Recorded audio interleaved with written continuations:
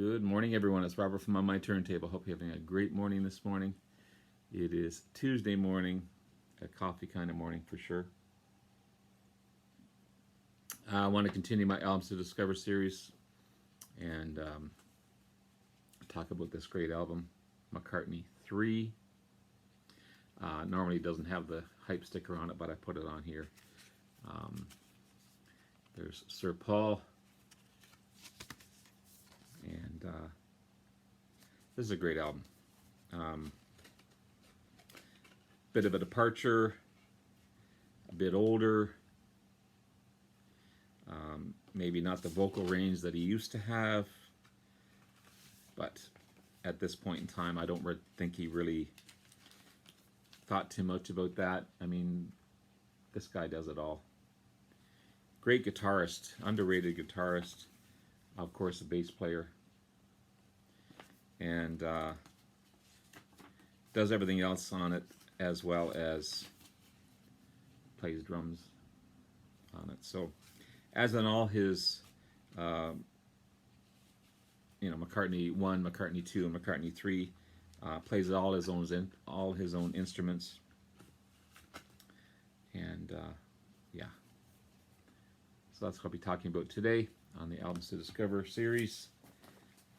So, released in 2020, 18th solo album by Sir Paul. It's a continuation, as I said, of McCartney I. This one here, great debut album. McCartney II, which I don't have, unfortunately, yet. And, of course, McCartney III. And all three, as I said, he plays all his own instruments. The album was #1 hit in the UK and debuted at #2 in the US. It's not a legendary album by any manner of speaking. It's not a Beatles album. It's just a guy and a guitar. Really is. When you break it all down, it's just him writing and playing and recording some great songs. Some great tracks on this one. Long-tailed winter bird, some great guitar work by Paul, really good rock and ballad in Woman and Wives, and kind of a take or a parody maybe on Abbey Road and Laboratory Lil, I think of Polythene Pam. I love When Winter Comes, story about a hard farming life, and the couple is forced to be inside. And it's just a wonderful story. Wonderful story. It's a great laid-back album. It really is. It's a great laid-back album. And I think it's important to have it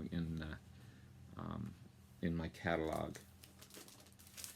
As I said, the first album, this one here, great debut album. Released way back in '70, so there's quite a span between the first album and McCartney III.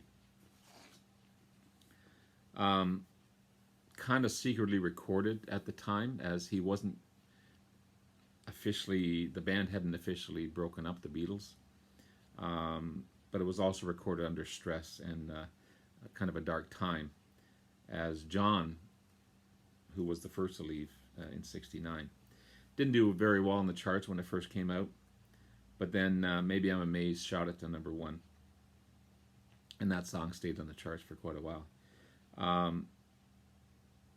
And it also stayed in Britain #1 in Britain for 3 weeks. But a great album. The only other solo album I have of Paul, and I only have 1 or 2 of each of the other members as well, but I love this album, Flaming Pie. It's a great album. This is the remastered version with a lot of outtakes and that type of thing. I don't really listen to a lot of those, but glad to have this one. The 10th studio album or solo album by Paul, originally released way back in 1997. And also it's listed at 998 on the top 1,000 albums of all time. Um, Again, there's a lot of rough mixes, demos, and outtakes on this one. Paul, multi-instrumentalist on all his albums. Jeff Lynne co-produces along with Paul, and again another multi-instrumentalist. Steve Miller, multi-instrumentalist as well. Also sings lead vocals on "Used to Be Bad." So pretty amazing that a huge star like Paul McCartney allows another huge star to sing one of his songs on his albums. You've got Linda McCartney backing vocals. Paul's son James plays electric guitar on a track or two, and of course you got Ringo playing drums. So it's a family type of album. It's really, but amazing, amazing stuff. Just amazing stuff. I do have. I could have shown all the Beatles albums, but we've all seen all the Beatles albums. We know all the Beatles albums. But I do love his band Wings. And I don't have a lot of the solo albums by the other members. I've got one or two of each, maybe. I just prefer them all together in the form of the Beatles. But I enjoy their solo albums. But I do enjoy Wings. Not chicken wings. I love chicken wings as well. But Band on the Run. It's just great 70s rock. It really is. And he sounds great at that time. He's just rocking. And yeah. So 73's Band on the Run. Third album by the band. And the fifth album by Paul. Solo album by Paul since leaving the Beatles. You've got two of my favorite songs on this one, Jet and the title track, Band on the Run. Two amazing songs. Then you've also got Let Me Roll It, amazing, and Hell on Wheels, rockin' tune, Hell on Wheels.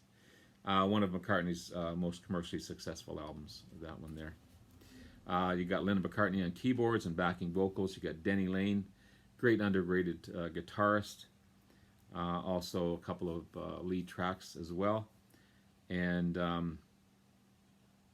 Ginger Baker also plays percussion on the song Picasso's Last Words on that one. So kind of cool that the great Ginger Baker appears on Paul McCartney's albums. You've got 1975's Venus and Mars, another favorite of mine, another great commercially successful album. Fourth album by the Wings and the sixth album by Paul. This is leaving the Beatles. You've got Denny Lane, of course, and Linda, and a new guitarist, Jimmy McCullough, and a new drummer, Joe English. It also resulted in a year-long tour. You got Listen to What the Man Said. You got Venus and Mars Rock Show, one of my favorites. Dave Mason also plays guitar on Listen to What the Man Says. Great Dave Mason. Amazing, amazing player. One of the best, in my opinion anyway, one of the best live albums ever. If you want to know the Wings, the band Wings, sorry, get this album. It's a 3-album set. It's got all their hits. It's also got some Beatles tracks on it as well. But if you ever want to know Wings, this is the album to get. Wings Over America. 1976 release, triple album, #1 live album in the States. Again, all the Wings hits to that point, as well as you got the Beatles hits. You got Yesterday, Lady Madonna, I've Just Seen a Face, Blackbird, and The Long and Winding Road. Just remarkable, remarkable stuff. It's an afternoon of listening, but it's so enjoyable, so enjoyable. And finally, 1978's London Town. Not as commercially successful as the previous albums I just showed you. The sixth album by the Wings, but also it didn't have the best timing when it was released. The band had to cancel their tours as Linda was pregnant for their third child. Two of the members of Wings left after this album, leaving Paul and Linda and Denny Lane as the remaining members. With a little luck, helped this album gain notoriety, and it became a #1 hit. But again, still didn't do as well as the others. But I still overall like that album. It's a great album. So there's a little bit of Wings, and again, great album to discover. And I'm sure most of you already have this one. If you don't know it, definitely get it. McCartney III. Awesome stuff. So let's see what's on the next albums to discover. I never know what I'm going to talk about until I do this. If my phone cooperates on me here.